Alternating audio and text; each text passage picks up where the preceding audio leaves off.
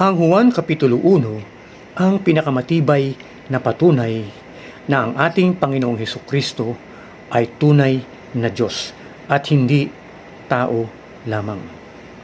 Yan ay hindi kayang pasubalian at pabulaanan ng kahit na sinuman.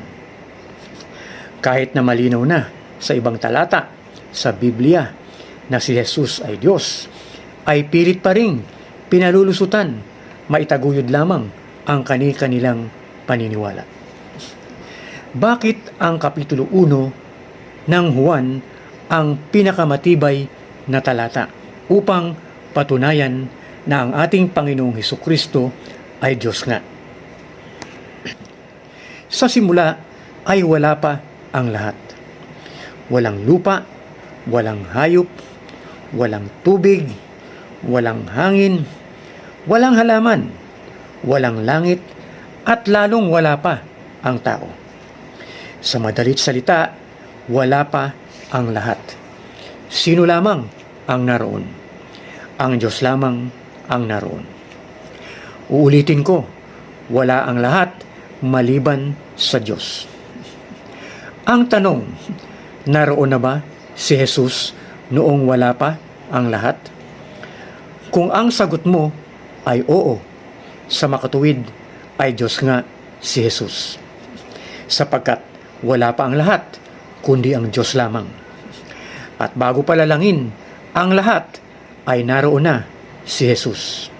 Kasama na ng Diyos si Jesus. Ano ang sinasabi doon po sa aklat ng Juan, Kapitulo 1, talatang 1 hanggang 3? Nang pasimula ay naroon na ang salita. Ang salita ay kasama na ng Diyos, at ang salita ay Diyos. Sa pasimula ay kasama na ng Diyos ang salita. Nilikha ang lahat ng bagay sa pamamagitan niya, at walang anumang nalika ng hindi sa pamamagitan niya. At sinabi doon sa Juan 1:14, naging tao ang salita at nanirahan sa piling namin. Nakita namin ang kaluwalhatiang tunay na Kanya bilang kaisa-isang anak ng Ama. Siya ay puspos ng kagandahang loob at ng katotohanan. Sinasabi ron, ang nagkatawang tao ay ang salita, at ang salita ay si Jesus. Para maging patas ang usapan, pagbigyan natin ang mga nagsasabing isa lang ang Diyos at nagsasabi na si Jesus ay hindi Diyos at wala nang iba pang Diyos. Tama naman, talaga namang isa lang ang Diyos. Hindi natin yan tinututulan at hindi natin yan pinasusubalian. Tulad ng kanilang sinasabi, nakasulat nga sa mga talata, isa lang ang Diyos.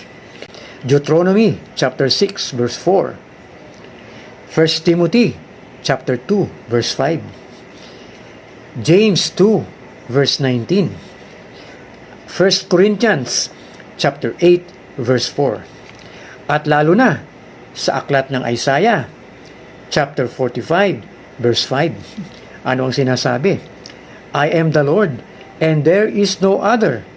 Besides me, there is no God. Kaibigan, ano ba ang ibig sabihin ng besides? Ang ibig sabihin ng besides ay bukod sa o maliban sa. Pwedeng nasa tabi mo, pwedeng nasa likod mo lang, o pwedeng malapit sa iyo. Sa madaling salita, sinasabi ng Diyos ay bukod sa Kanya ay wala ng Diyos. Kaya ang ibig sabihin, sa paligid niya ay wala ng Diyos. Siya lang ang Diyos. Kaya yan po ang malinaw. Tama yan, kaibigan.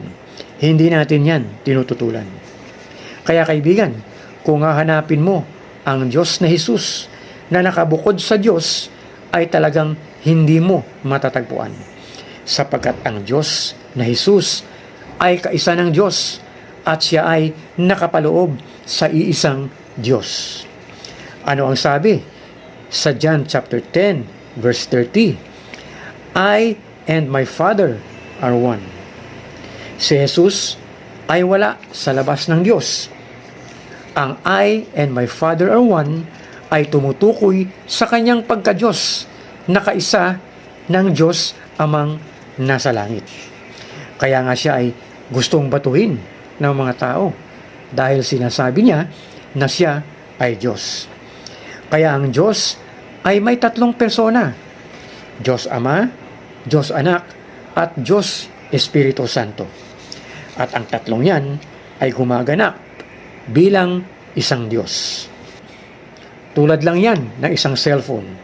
May sisidlan, may electronic components, at may baterya. Kung aalisin mo ang baterya, ay hindi gagana bilang cellphone, kaya hindi matatawag na cellphone.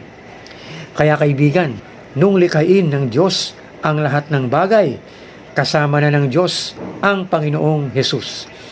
At si Hesus ay nakapaloob sa iisang Diyos. Kaya si Hesus ay Diyos, sapagkat nung likhain ng Diyos ang lahat, ang Diyos lamang ang naroon. At kasama na ng Diyos si Hesus. Kaya kaibigan, ang hamon ko sa iyo ay maniwala ka na si Kristo Jesus ay Diyos at tagapagligtas.